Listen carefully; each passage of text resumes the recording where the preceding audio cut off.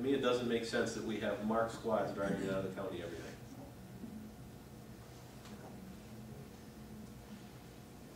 You mentioned you're selling cars now. Yep. When did you leave the sheriff's office and why? In December of 2007, some of you may remember reading this in the paper. December 2007, I was fired by Sheriff Mahoney. It involved an underage drinking party in the village of involving Wanakee. It actually happened out in the town of Westport. Last Saturday of September, it was homecoming in Wanakee. It was a big drinking party in a barn. A bunch of deputies got called there. Deputies get there. Everybody barricades himself in the building. They call the parents. Parents come out. One guy standing there next to a deputy on the phone. My daughter's in the building. They won't let her out. The deputy's response, well, I don't know if we can go in. I'm telling you right here and now, and I've told the sheriff before, and that's probably what helped get me in trouble, was that if I was the shift supervisor that night, you better get out of the way because the door's going down and I'm going in. When I was responding to alcohol parties, when I was a field supervisor, I looked for reasons to go in, not to stay out. Make a long story short, the big party, they have a big investigation on it. I'm the records custodian. 3 weeks later, after the party, I get a records request from the school asking for a copy of the report. I go through the report, I give them the report, which I'm allowed to do. This is where part of the big dispute comes in, is that they said I shouldn't have released the report because they were still investigating the incident. Well, there's some dispute with that because the detective had told me the first week of October that she was going to be done with it that week. So I give the report out. Also during this time, my son plays football for DeForest, or did at that time. Prior to each football game, we had a pregame meal. And for the entire month of October, we did those pregame meals at our house because we have a big building to do it in. So I'm there and I'm talking to all the parents that show up to help with the meals. Question comes up about these parties. Who investigates them? How does it work? You know, every week it just keeps getting worse. We think they're covering it up until after the playoffs are over. So I called WIAA.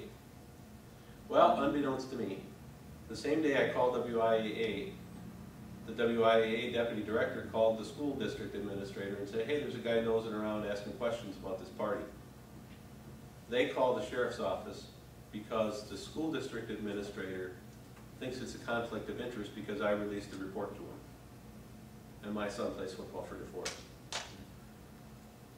By the time all of this is going on, and this drags out for a couple of months in here, but at this time, we didn't know that DeForest and Wanakee were going to play each other in the playoffs yet.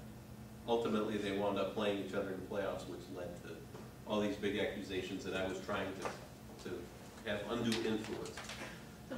They sent a lieutenant to Stevens Point, to the WIAA office, to record my telephone conversation with the WIAA director who called me back on Halloween. I never knew about that this tape even existed until January. So 2 weeks, middle of November, we're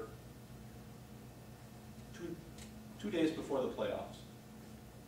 Playoffs are on the Friday before the week of Thanksgiving. I get called into an administrative hearing on Wednesday. I get asked a bunch of questions about releasing the reports and calling WIAA, and so we go through the entire hearing. It lasted probably an hour and a half. During this hearing, I'm asked, well, did you ever tell Dave Anderson that he could have a copy of the report? And I said no. I didn't think I did. Well, they didn't bring the tape out then, and I didn't hear the tape until January. But when I did hear the tape, I told Dave Anderson on the tape, I don't think you can have a copy of the report, but if you want to ask, go ahead. To them, that's lying. So he fired me. In January, we had an appeal with the county personnel director. She, of course, held up the county's part. It was scheduled to go to arbitration in April. The attorney for the union, Lester Pines, came back to me and said, the sheriff has offered you to come back to work, but you have to go back as a deputy. And I said, not going to happen. Because I knew already, had been doing some research, that it was 12 years, the 12 years that I was a supervisor, I would have lost seniority for. So instead of if I would have taken his offer to go back, I would have went back as a 10-year deputy instead of a 22-year. And I decided, no, I'm not going to do that. We negotiated back and forth.